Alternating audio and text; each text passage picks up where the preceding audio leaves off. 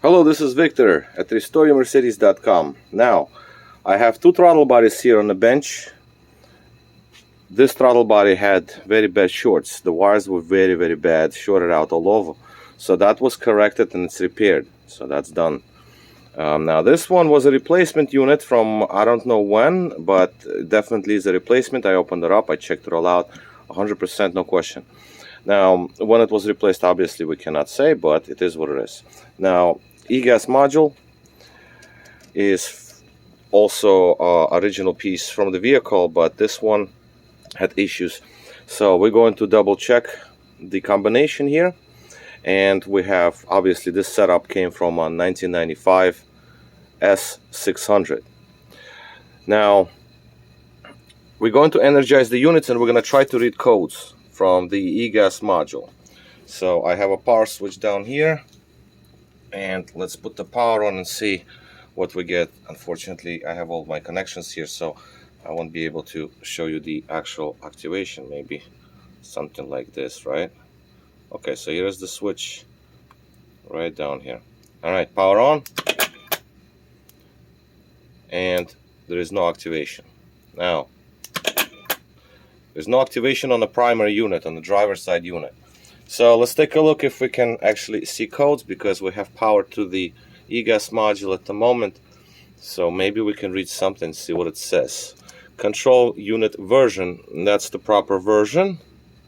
Let me just make it larger. They're bigger actually. So now 140.545.8232, so that's the module that we have. So that one is identified. So it connects to the diagnostic here. Fault memory, let's take a look what we have here.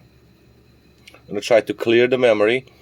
So control unit itself, this is 224, that's the gas pedal position switch, but we don't have it here. Although I have a little kind of like a rig. I rigged it a little bit just to tell it that the switch is present. So, but it's still there. So let's just clear these codes and shut down the unit and restart the ignition here. So there's my switch here.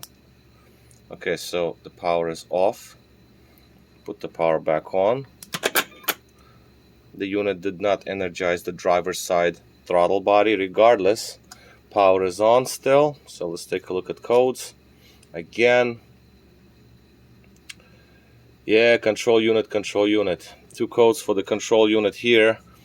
Idle speed recognition, that doesn't matter because we don't have this unit connected to the rest of the modules. But nonetheless, the unit is faulty. No question about it. Now, I'm going to shut down the ignition. I'm going to do next is I'm going to probably gonna keep recording.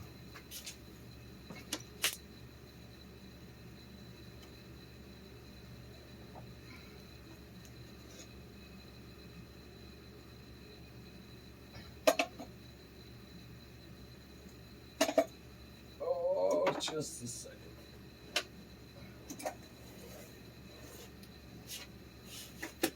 Okay, so I'm going to install this other module. This is from a 94, I believe.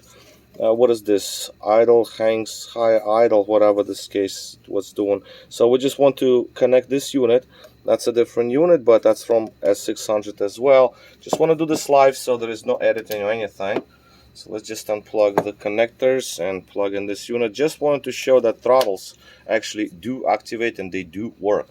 Okay, that's important to show, because at first I thought it's just the throttle body that fault, and I checked the unit and it you know, I connected the good throttle bodies to it and it didn't work still, but I just want to document this so we're on the same page here. Come on, buddy. There it goes. Okay, so this unit is plugged in.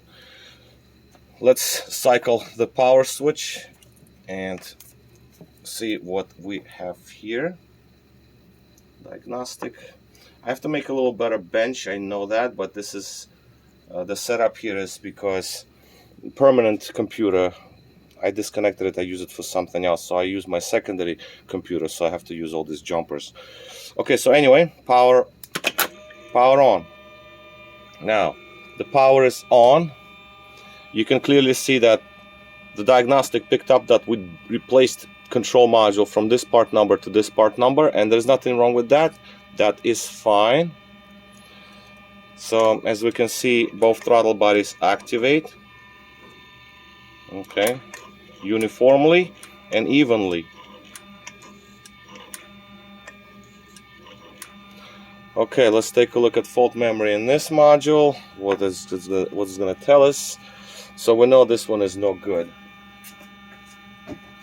Okay, so basically same set of codes, except that you don't see the code for the module itself. This one will be there, this one will be there, this might be there too, but it doesn't matter. So we can try to clear it. It will come back, I'm sure. So let's erase the memory. Ignition off. Put ignition back on. Like I said, we do have both active throttles. Fault memory again. That's how they work. This is normal operation on the bench.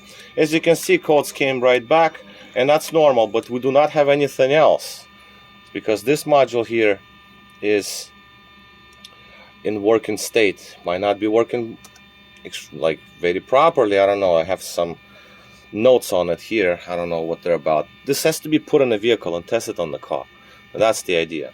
But what we have here is that we do have our values from both throttle bodies. 1.99 wide open throttle, that's normal. These values change, and when I close the throttles, we have the reading 4.54, 4.54. As you can see, I don't know why it says high idle on it, but this module, it appears to show exact readings from both throttles, like very even.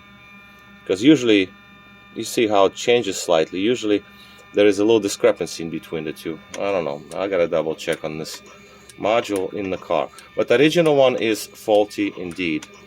Now, I did have both of these throttles on the bench with the good working module, energized, warm them up and everything.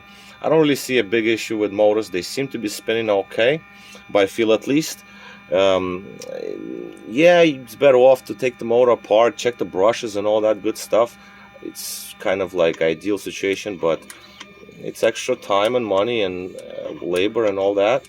So it's just, I think I'm okay with that.